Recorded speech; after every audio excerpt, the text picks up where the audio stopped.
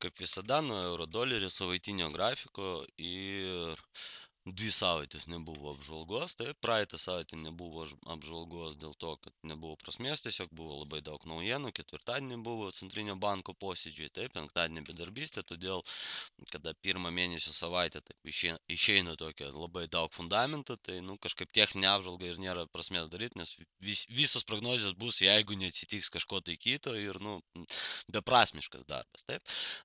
Dabar šią savaitę ramesnė ir galima jau paprognozuoti, pažiūrėti, kas įvyko. Taip, buvo toks raudonas scenarijus, vėl grįžimo mes nepadarėm, jo. Matosi jums salė, jo, gerai, ar nelabai? Buvo prognozuojamas atšokimas, taip, ir kad važiuos toliau į apačią. Važiuos toliau į apačią teisingai, viskas tvarkoje sutapo, taip, bet nebuvo to grįžimo. Dabar dėjomės net biški žemiau, negu aš prognozavau. Taip, ir po to ant Dragio kalbos mes apsisukom, pradžioj pakrytom biški ir po to išvažiavom į kitą pusę. Plus dar neigiama statistika iš Amerikos, taip, padėjo eurui užsitvirtinti ir pramušti tą 1,30. Taip, ties 1,30 praeitą savaitę užsidarė ir šią savaitę mes jau prasidėjom lipti toliau į viršų. Kas bus, kokios prognozijos, kokie scenarijai, tai greičiausiai vėlgi dabartinis augimas tai tik tai va šito krentančio judėjimo į apačią, tik korekcija. Taip, nes korekcijos nebuvo kaip po tokios. Dabar mes keliaujam link 1,3,1,0,0, čia 3,8 lygis gan stiprus, taip, bet galim ant tokių didesnių periodų ir padaryti iki 50 korekciją, taip, iki 1,32,0,0. Nuo ten jau žiūrėsim, atšokinėsim ar ne, jeigu mes nepadarysim, neatidirbsim korekcijos, taip, tai tada jau galima bus sakyti apie apsisukimą, apie tai, kad mes euras pratęs važiavimą į viršų. Bet kol kas yra du stipri tokie lygiai, taip, tai bus 1,31, kažkur tai 20, 1,31,0,0, 1,31,20 ir 1,32,0,0. Vat šitos lygius dar eurui reikia įveikti. Dieninis periodas, dieninis grafikas, vėlgi matom, kad nedaėjo iki 1,27,0,0, prognozija buvo būtent, kad iki ten mes dakeliausim, truputį nedaėjo 50 punktų ir dabar ruošiasi linksmai važiuoti į viršų. Galbūt čia reikėtų jau miški patvarkyti, techninę analizę galima naują sudaryti, jau sena nebeaktuali ir mes turim naują apačią, linijos spalvos pakeisiu, kad būtų geriau. Taip, mes turim jau naują apačią susiformavo ir turim tokias aiškiai matomos viršūnės. Taip. Bendrai trendas išliko augantis, tik tai, kad pakeitė savo kampą, taip, ir dabar netoks labai, netoks kitai augantis, kaip buvo šitoj situacijoje, kada čia važiavimas, taip. Tai dabar biški, nenuvažiavo į apačią, neatnaujino apačių, nepramušė to augančio judėjimo, tai galima laukti, kad ir toliau mes artimiausiu metu matysim, kad euras visgi važiuoja į viršų. Nors ir dieninis grafikas mums rodo tokią gan stiprią vietą, kur galimas sustabdymas. Irgi padarysiu kitos spalvos. Taip. Tai jeigu savaitiniam tai 1,31, taip, tai dieniniam jau galim detalizuoti geriau ir aiškiau matosi, viršūnė 1, 2, 3, taip, pramušimas, grįžimas, lygis veikia, lygis matomas, vėlgi pramušimas, grįžimas, taip, ir čia gražus sustabdymas. Grįžimas prie šitą lygį 1,31,30 buvo, tai dabar čia daryti sandorį nepatarčiau, bet jeigu jį pramuš, prie jo grįž, taip galima ramiai pirkti. 1,31,30. Neblogas taip atrodo lygis ir 1,31 gali sustabdyti, neleis prie šito lygio. Taip.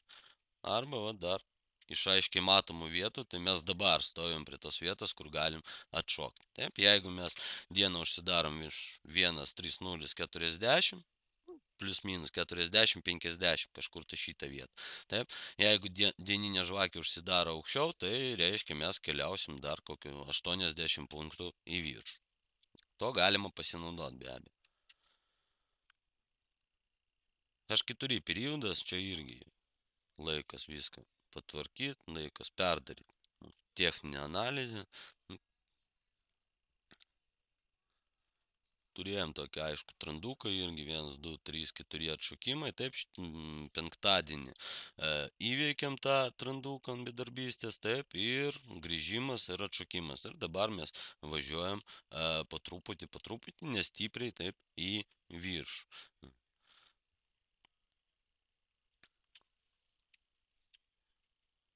Kažkokį tokį variantą, kur galima būtų techniškai dar paprekiauti ir pabraižyti kažko, tai kol kas grafikas neduoda, nes jungti šitą apačią su kažkuria šitų, tai bus, nėra prasmės tokios linijos, nes per didelis kampas bus. Taip, todėl apačioje palaikymą mes kaip po tokį neturim, turėjom trikampėlį, kurį pramušėm, taip, ir dabar važiuojam atidirbinėti tikslus.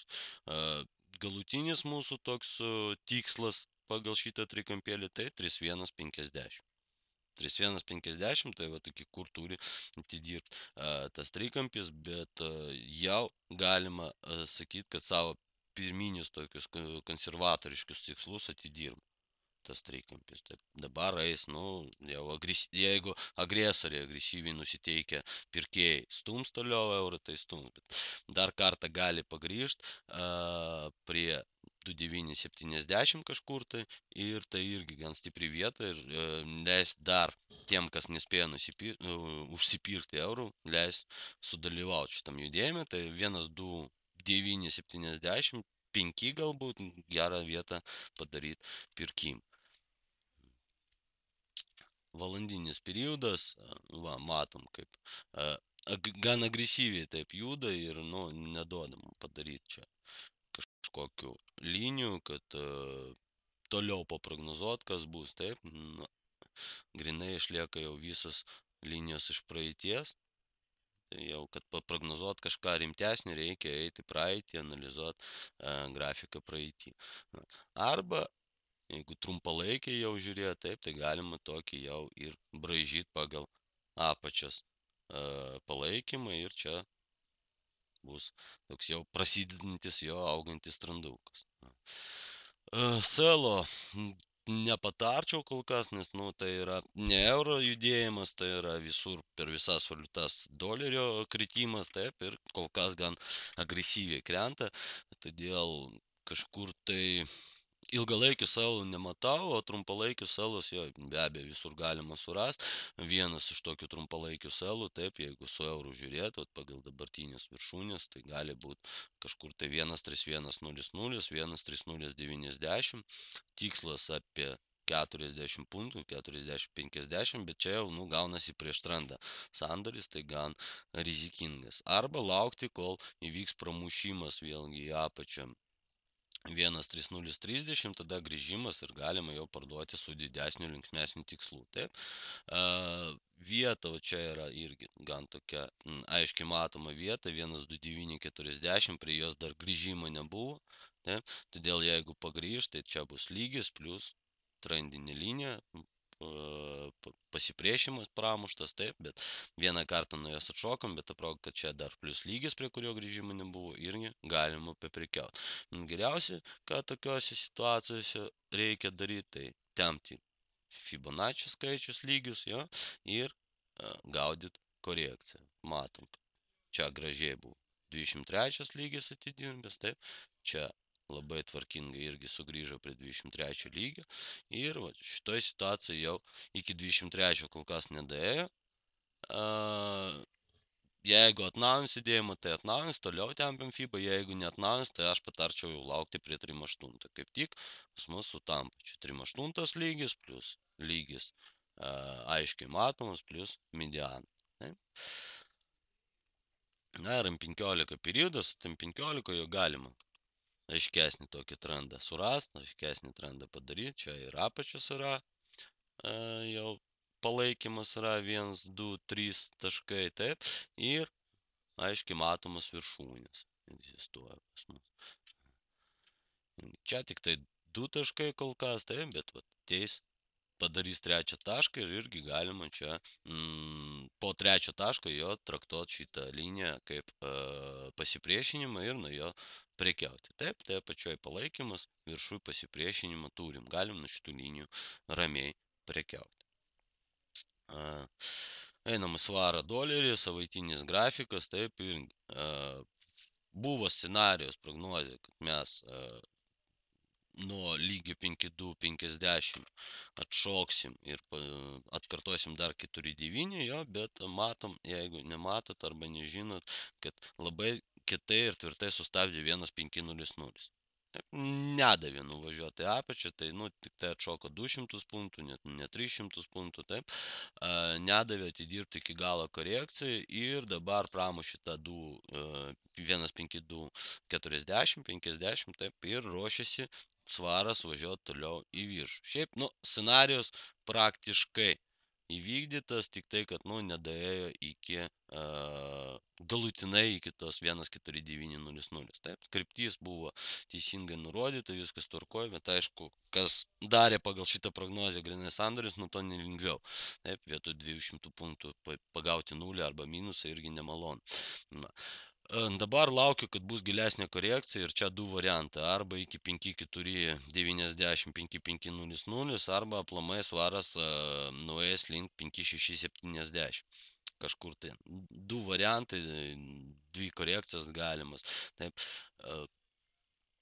Toliau bus grįžimas vėlgi prie tos 5,300 arba 5,250 ir toliau mes jau važiuosim į viršų kažkur.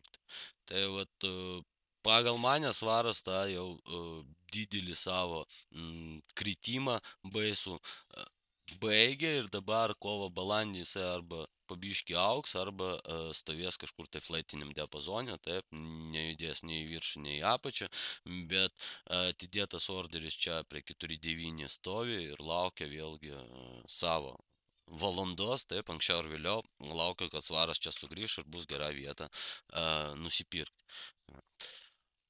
Dieninis grafikas.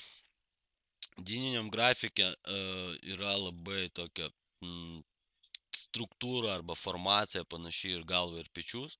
Taip, aišku, H4 periode geriau jinai matysis, bet matom, kad stovi FIBA per visą ekraną, taip, galima pastatyti ją teisingiau pagal kūnus ir pamatysim, kad nuo 23 buvo grįžimas, atšokimas vėl muistėsi prie 23 lygio, taip, ir normaliai korekciją nepadarė, nuvažiavo į apačią, nepratėsi judėjimą, reiškia, tas didelis kritimas baigtas, taip, ir dabar be agresyvus agresorių, taip, ir dabar be konservatorių pagalbos jisai neprasitęs, bet matom, kad virš 23 jau praktiškai penktadienį, ketvirtadienį vakare, penktadienį, taip, mes daėjom iki 3,8, 200 punktų trūko, tai dieniniam čia daėjom, ir nenuėjom atidirbinėt tos korekcijos, nenuėjom apačią, tai visai galimas variantas, kad bendrai tas didelis ilgas kritimas baigtas.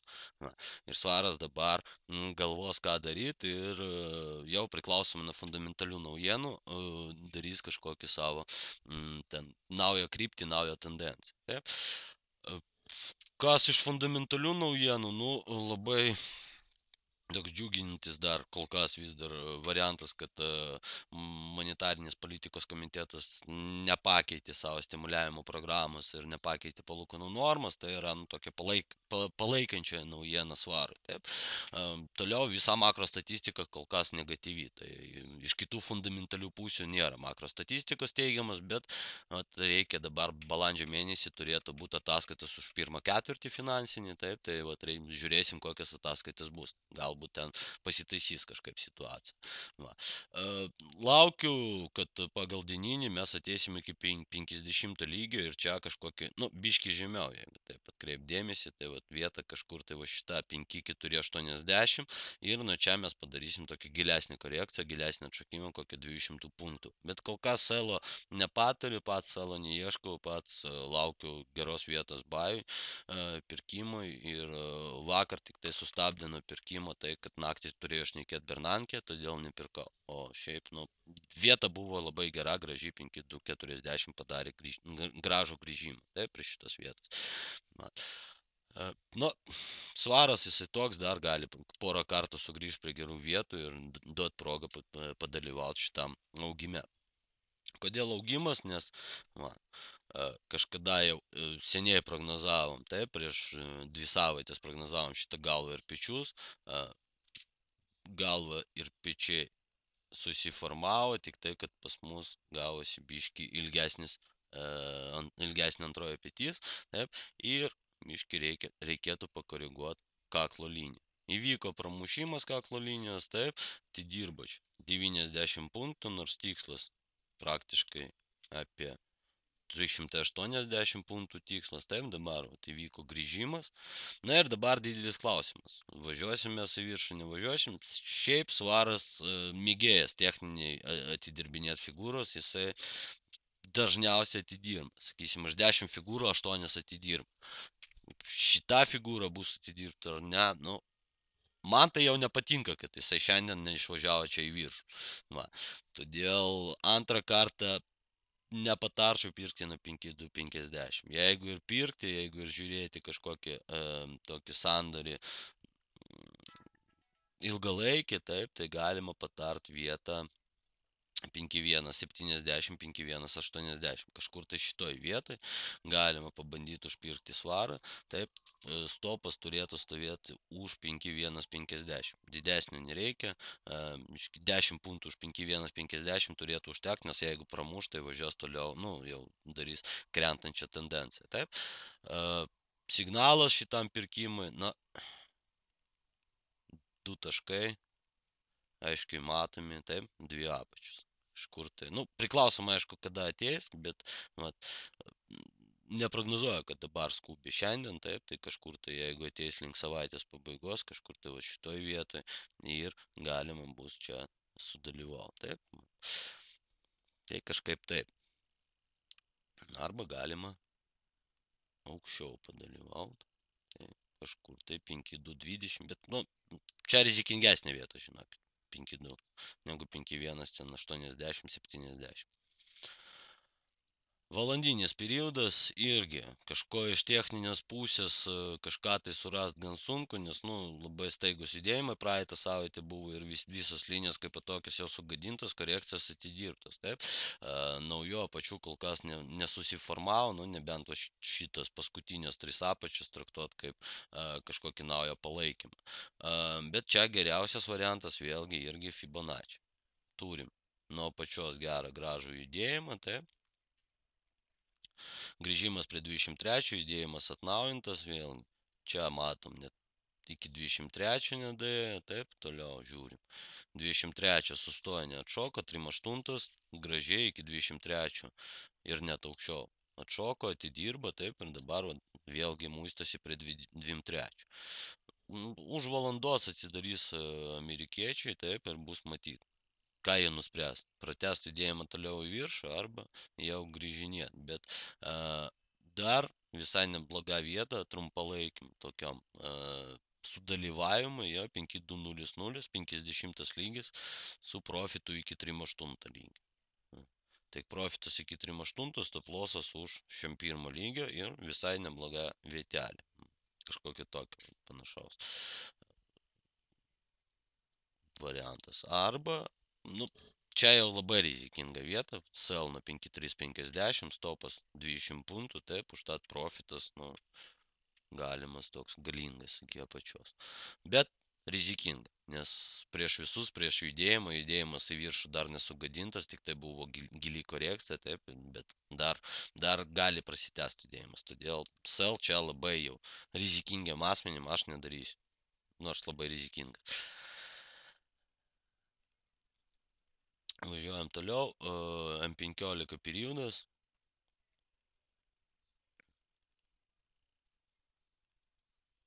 Čia techninė analizė jau siūlo mums tokį trikampį, irgi simetrinis trikampis ir ne nuo vienos, ne nuo kitos linijos jau nepatartina prekiaut, bet jeigu pramuš 5.330, tai grįžimas pirkimas į viršų. Jeigu pramuš 5.260 kažkur, tai grįžimas pardavimas. Va tokius du variantus siūlo M15, kitų variantų kol kas nesiūlo šitas periodas. Taip? Doleris Šveicarijos frankas. Savaitinis grafikas, taip, kaip tik, daėjo iki lygio 1,9520. Net pabandė biškį atnaujinti ir tas lygis gražiai sustabdė. Dabar sugrįžo prie 9.340. Taip, aš patarčiau, vėlgi laukiu progą, kad visur kritimas eina, taip, kad tas 9.340 gali būti pramuštas, prie jo sugrįžim ir ilgalaikis selas iki apie 300 punktų, iki 9.080. Įmanomas ilgalaikis selas. Galbūt ne ilgalaikis, bet porą savaičių kažkur. Ja? Jau priklausomai, kas ko laiko ilgalaikį. Daugiau savaitinis grafikas kol kas nieko mums nesiūlo, arba nuo 9.080 pirkimas. Dieninis grafikas, matom, tvirtai buvo mūšis į tos lygius 9.520, 9.550 frankas ir taip ir nesugebėjo jų įvykdyti.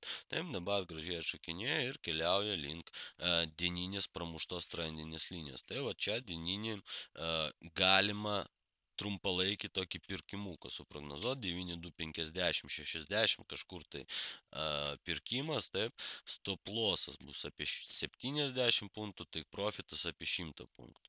Toks variantas galimas ir visai neblogai atrodantis variantas. Jeigu matom, kad dieninė žvakė pramušinėja tą mūsų lygį 9.260 ir užsidaro viduj, sugrįžta į trendą, viduj trendinis, taip, tai geriausiai išeidinėti iš to sandorio, nelaukti, kol suveiks stop lossas. Ir grįžimas prie trendinės linijos, sell, ir va čia galime jau tokie ilgalaikiai tikslai, nes yra trendinė linija, taip.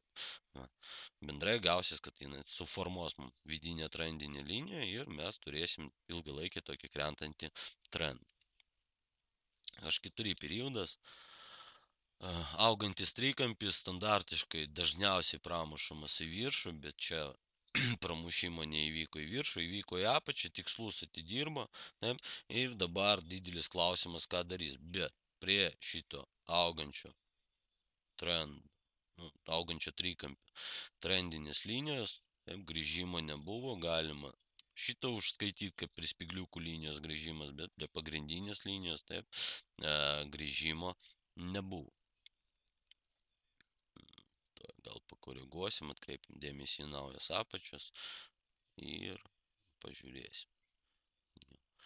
Kažkur tai vietoj 9.470 galbūt kažkur. Neblogai šitoj vietoj. 9.470 arba tiem, kas turi daug kantrybės ir nebijo prarast sandorį, tai 9.490 neblogas selas. Neblogas selas, topas apie 70 punktų, tai profitas, minimum. Pirmas profitas minimum 80, antras kažkur tai apie 200 punktų. Irgi gan neblogas sandariukas. Taip, to labiau, kad bendra tendencija doleriai kol kas eina į apačią. Tai doleris pirma valiuta reiškia grafikas į apačią. Kas daugiau tokių daro trumpalaikių sandarių ir su nedideliais tikslais, nedideliais stop lossais, nedideliais profitais, tai visai neblogai atrodanti vieta 9.380. Stopas apie 40 punktų, profitas apie 50 punktų. Ir nebloga vieta. Galima paprikiauti. Ir klasika, Fibonacci lygiai, jie po naujienų penktadieninių bus praktiškai visur. Klausimas, kur atidirba, kur neatidirba. Taip, vėlgi matom, yra biški žemiau 3.8 lygio. Ką tik nubražytas, pastatytas lygis, taip, tai bus sandoris kaip ir nuo 3.8. Antrą vietą, tai sandoris nuo 50. 23 atidirbo, Todėl grinai pagal FIBOS lygius, nu, nepatartina daryti sandorį. Bet plus kažkoks dar lygis, kažkoks dar signalas, galima neblogai paprekiauti. Dar galimas variantas, tai vat viršūnės šitą sujungti viršūnės, pastatyti projekciją, va, ir pamatyti, kad nu čia sandoris jau buvo. Ja?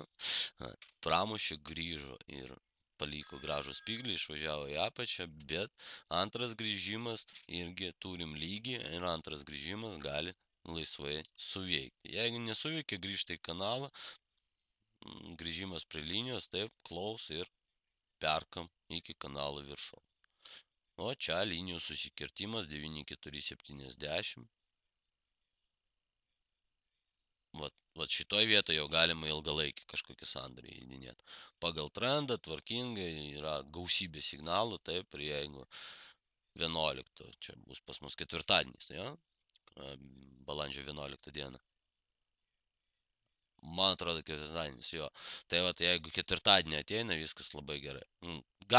Galimas labai geras ilgalaikis tvarkingas sandoris. Įėjimas pagal H4, o tikslai pagal savaitinį. Valandinis periodas, galbūt čia jisai bus tas sandoris aiškesnis, nes čia trendukas geriau matysis pas mus, bus per visą praktišką kanalą. Taip. Yra gražus trendukas į apačią, taip, ir šiaip, aš taip galvoju, čia sutap. Jo. Ir net projekcija į šitą tašką jo duoda mum irgi žemiau. Čia bus dvi vidinės tokios trendinės linijos. Ir tarp visų ten linijų galima prekiauti. Pramuša į viršų šitą vietą, grįžta buy. Taip, tikslas iki kitos trendinės linijos. Nuo čia sellas. Tikslas iki trendinės linijos. Vat viduje tarp keturių šitų linijų galima prekiauti. Labai tvarkingai ir gražiai turi gautis tą prekybą. M15 periodas, M15 jau mes negausim tų trendukų, nes reikia eiti į istoriją, taip, užtat mes M15 gausim labai gražus horizontalius lygius.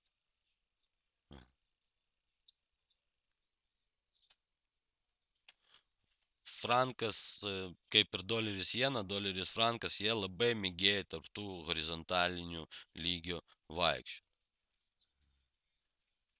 Tai va toks irgi neblogas variantas.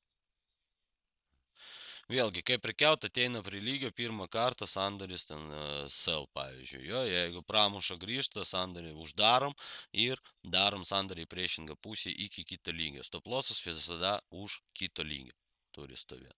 Taip. Tarp lygio atstumai standartiškai apie 30-40 punktų kažkur tai. Tai jeigu tarp lygio atstumas 30 punktų, tai sandorį stop lossą statom apie 40 punktų. Jo? Profitas 30. Mažesnis užtat daugiau galima gauti daug kartų tą profitą. Tai va dabar, pavyzdžiui, sellas jau kaip toks veikia, todėl jeigu dar kartą ateina, gal ir nereikia daryti čia sandorį sell, taip, bet jeigu ateina į apačią prie 9320 kažkur, tai, plus pradas, tai bus kažkur 24, galima padaryti sandorį buy, vėlgi tikslas 35, o čia jau stop lossas 20 punktų, taip, nuo apatinį. Ir taip tarp lygių galima gražiai paprekiauti. Doleris Japonijos jena. Čia tai čiožia nesustabdomai, labai gražiai, juda, viskas tvarkoj. Savaitinis grafikas, jo, vėlgi, po išeiginių mes su dar vienu naujų gepo atsidarėm, kol kas mes nesugrįžom, neuždarėm to gepo. Apart sandario buy nieko negaliu patarti. Jokių būdų sell jenos neieškoti. Taip? Nebent trumpalaikį.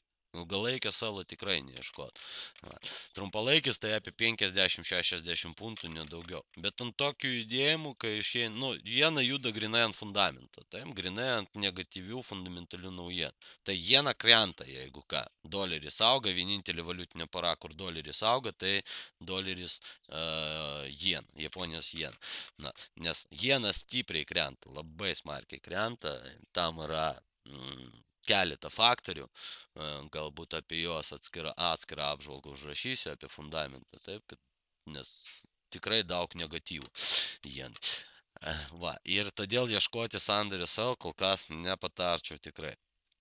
Tik buy šitoj valiutiniai poroj ir artimiausi Dubai, nu, pagal savaitinį artimiausias buy 9600. Abejoju, kad pagrįš iki 23 lygio, bet aišku, visko būna, taip, ir tada bus sandoris 9,4 ten 80 kažkur. Tai.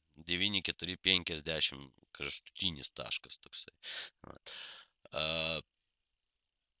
Dieninis grafikas gražiai atidirbo iki 23 lygio, taip, ir labai gražiai, puikiai pratęsė judėjimą, o čia buvo galimybė įsikišti tą gražų augantį ienos judėjimą. Taip, dėl ko judėjo, nes buvo ir iš centrinio banko naujienos, ir dolerių naujienos, taip, ir euros iena dar smagiau iššovė ir taip toliau. Tai daugelis faktorių pas mus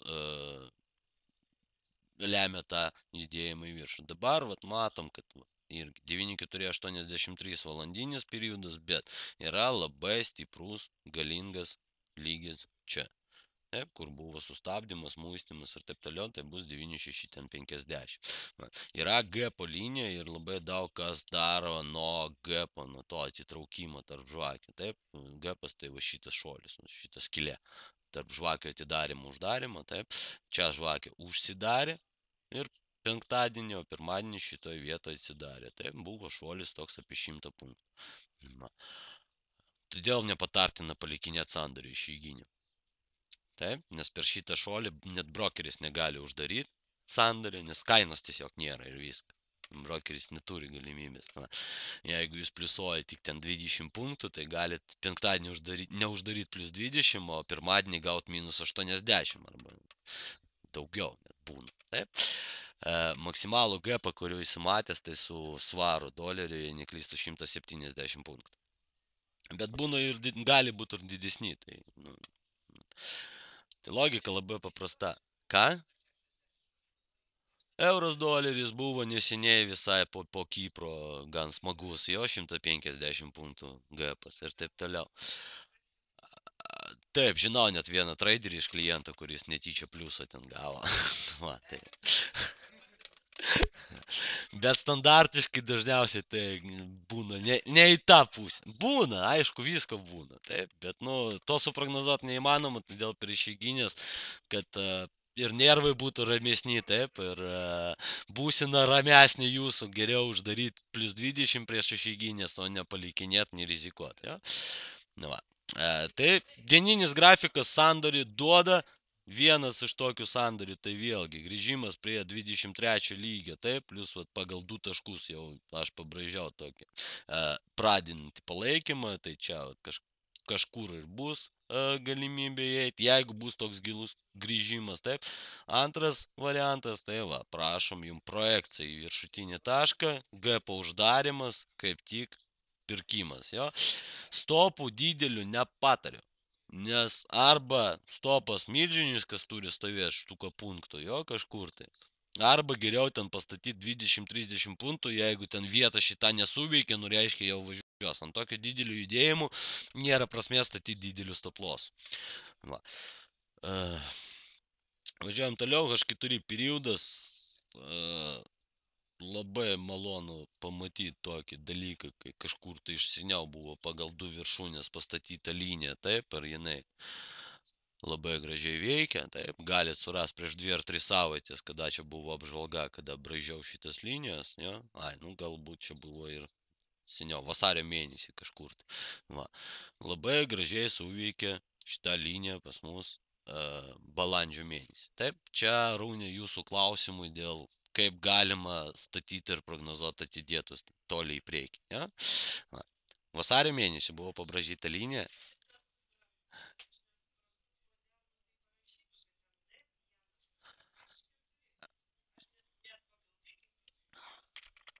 Aš taip, po 5 valandų reikia kelt kainą. Tiesiog linija turi kampą ir reikia kelt kainą, todėl prognozė tik tai galioja 5 valandų. Va. Jeigu pagal liniją, jūs pažiūrėkit, po 5 valandų jau kaina skirsis. Jau bus biški, nu, jeigu linija į viršų, bus aukščiau, jeigu linija į apačią, bus žemiau. Va. Todėl jeigu, pavyzdžiui, ir stop lossą, ir take profitą, ir kainą. Viską reikia perskaičiuoti. Nuo linijos, kam. Nu, pavyzdžiui, va, žiūrėkit, aš ant šito pavyzdžio paaiškinsiu, taip, jeigu aš prognozuoju kažkur tai va šitoj vietoj, atšokimą nuo šitos linijos, taip, tai man praktiškai kas ten 20 valandų reikia kainą didint, ir jeigu aš vis dar su šitą liniją dirbu, taip, kasdien man reikia pakeisti kainą, nes H4 periodas. O ten linijos pagal H1, reiškia, kas valandą reikia keisti kainą. Nu, kas 5 valandas, taip? Kas 5-6 valandas reikia keisti kainą. Ir viskas. Tiesiog toks. Priklausomai nuo linijos kampo. Priklausomai nuo signalo. Jeigu signalas nuo kampinės linijos, tai reikia jį koreguoti. Jeigu signalas nuo horizontalaus lygio, pavyzdžiui, tai jis nesikeis. Jis galios ir 10, ir 20, ir 30 valandų ir taip toliau, kol neateis kaina. Nes horizontalus lygis. O jeigu linija turi kampą, tai jau automatiškai reikia keisti tą signalą.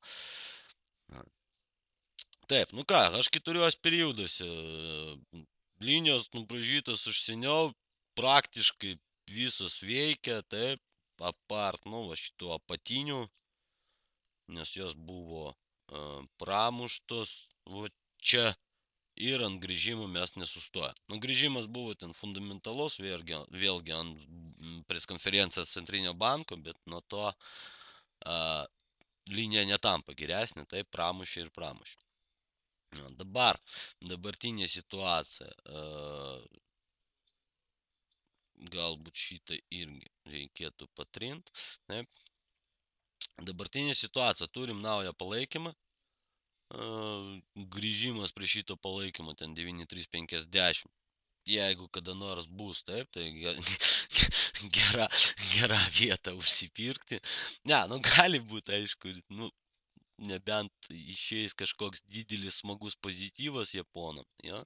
Bet man labiau patinka toks variantas, pavyzdžiui, pirkimas nuo artimiausių metų, taip, kažkur tai iki ketvirtadienio, va, kad gali pagrįžti 9.770 ir čia galima nusipirkti. Nu, jeigu šiandien, tai gali ir žemiau pagrįžti. Taip, 100 punktų per dieną gali padaryti, gal vieną korekciją laisvai. Va.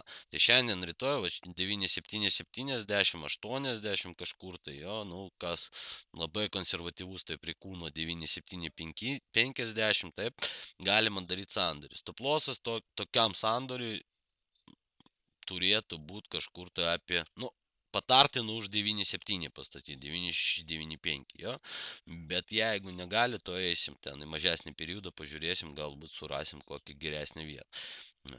Vėlgi Fibonacci lygius turim, nuo apačios eina, važiuoja, taip, dabar atnaujintas viršūnės ir mes turim, va, 23 lygį, 9800, plus toks psichologinis lygis, jo, mes jo nepramušėm, mes jį peršokom, taip, arba 38 lygį, va, kur aš stačiau stop loss, taip, tai reiškia stop lossas turi būti nors biški už 38 lygį. Va. Tai du variantai, agresoriam nuo 9800, taip, pirkimas, konservatoriam nuo 9700 kažkur, taip, bet čia gali nedaeiti. Vidutinės rizikos žmonėm nuo medianos kažkur tai 9, 7, 70, 50. Čia. Sell labai jau tokiem žmonėm, kas mėgsta rizikuoti, irgi du variantai. 9, 50, čia kur sustabdė kūnai, kur sustabdė liniją, jos su tikėjimu, kad nedaės iki trenės, arba labai gražus, stilingas, superinis taškas 100. 100 turėtų duoti atšokimą, nes tai yra psichologinis. Jo, kaip moterim, žinot, su svoriu. 3 skaičiai ar 2 skaičiai, jo, po kablelio gaunasi. Kiek atšokimo duos, nežinau. Nu, galima laukti atšakimo apie 150-200 punktų. Galima laukti. Dieną, dvi. Nežinau, aš labai retai prognozuoju pagal laiką per kiek. Nes, nu, kada ateis, tada ateis. Koks skirtumas. Aš kol kas niekur neskubu. Na, ir,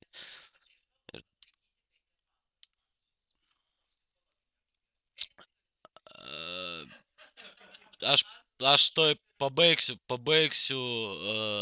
apžvalgą jo ir mes apie tos 5 valandas biški daugiau pašnekėsim, nes suprantu, kad neteisingai suprantat. Gerai, valandinis periodas.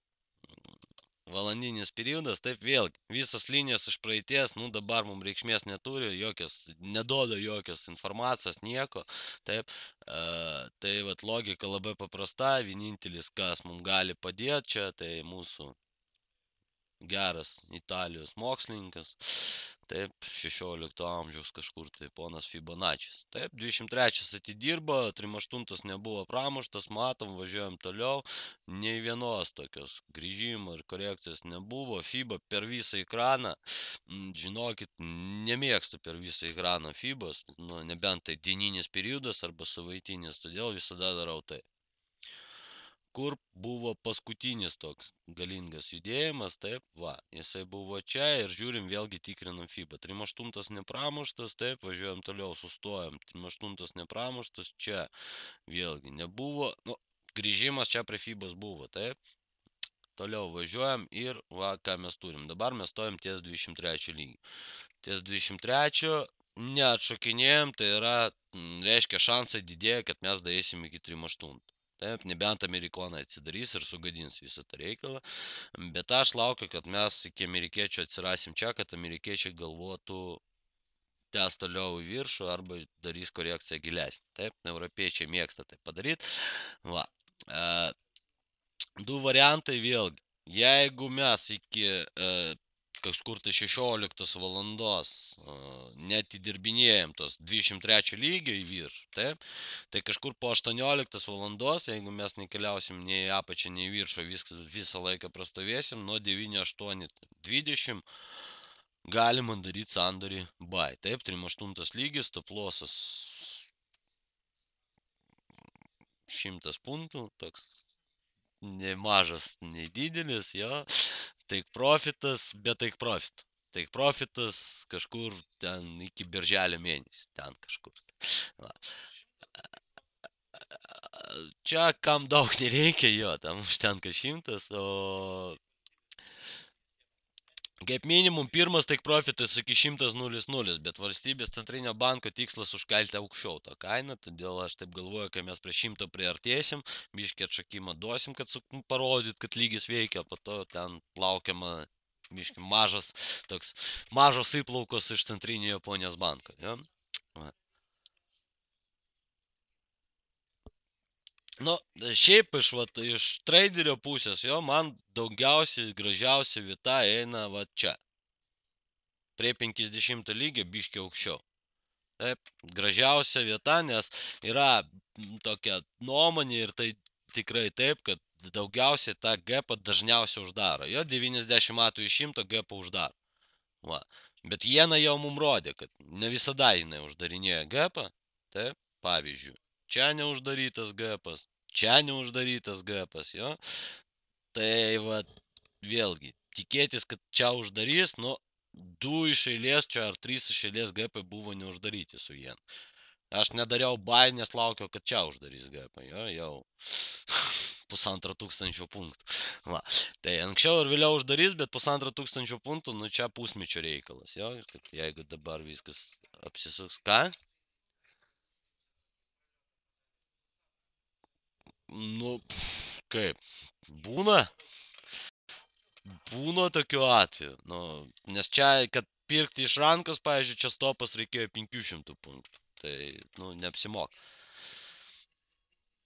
Mielas, bet nemalonu. Ja? Mielas, bet neprijat. Ne, aš žinokit, pagal savo prekybinės taisyklės daugiau negu 200 punktų stop lossą nestatau. Šiaip. Maksimum, ką aš galiu atiduoti rinkai, $2000. Nedaugiau. Per sandorį. Per sandorį.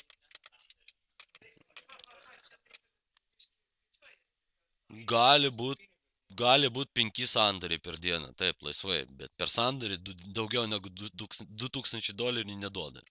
Va. Gali būt, kad vienas sandoris 5 slotais, pavyzdžiui, tada stop lossas gaunasi ne daugiau negu 40 punktų, taip, nes, nu, ne visada 200 punktų atiduoda. Bet jeigu yra didelis stop lossas, daugiau negu 200 punktų, nėra prasmės statyti tiesiog. Nes jeigu kaina gali ateiti ant 100 punktų žemiau, geriau ją imti 100 punktų žemiau, teisingai? Nu, šiaip. Va. Gerai, važiuojam toliau. Oi, ant vienas kiek. 9,8,17 plus 3 punktai spredas, 9,8,20. Plius dar vieną arbatpinigį. O ką, jūs negalit FIBA pastatyti nuo spyglio iki spyglio? Aišku, supratau. Na va, ir dar vienas įrodymas, kad linijos už seniau kažkur tai nubražytos, jos veikia. Taip? Aišku, jau atsiranda paklaida, nes tų linijų nieks nemato, nu, kas, dauguma rinkos dalyvių nemato, bet, nu, jos veikia. Galima tikrinti taip, ar jūsų linijos veikia taip pat, bet, nu, jau jomis naudotis nėra prasmės. Vėlgi, M15 periodas, nu, duoda mum tokį variantą.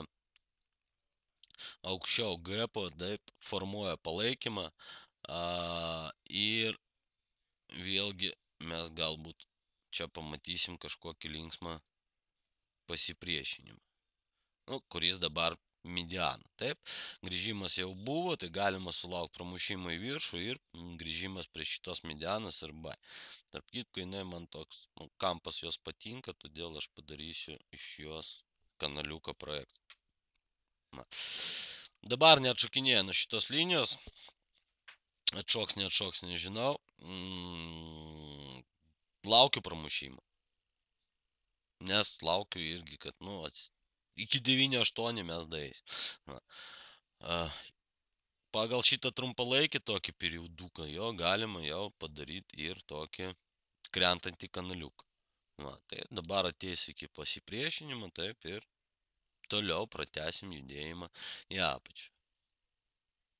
Vis tiek, o čia gaunasi trikampis, iš kurio mes turim išeiti į vieną arba į kitą pusę. Kur išeisim, nežinau. Na, priklausom nuo to, kur išeisim, nes jau pramušimų negalima pavadinti, jau, nu, turėjau anksčiau pramušti, taip, jau paskutinė tokia trikampio fazė, tai čia nėra prasmė, nu, nėra jokios skirtumo pramušo ar išeis jisai tiesiai, taip, bet kur išeis, tada ir žiūrėsim, ką daryti. Aš už kol kas trumpalaikė korekcija kažkur tai iki uždarimo gapą ir tik tada važiuosim į viršų. Jeigu taip žiūrėt, gapas tai 9,755. Konkrečiai, va šitą žvakę užsidarė 9,755, ja, penktadienio. Ir pirmadienio žvakė atsidarė 9,826. 74 punktai gapas. Va. Taip, gerai, padarysim pertraukėlę.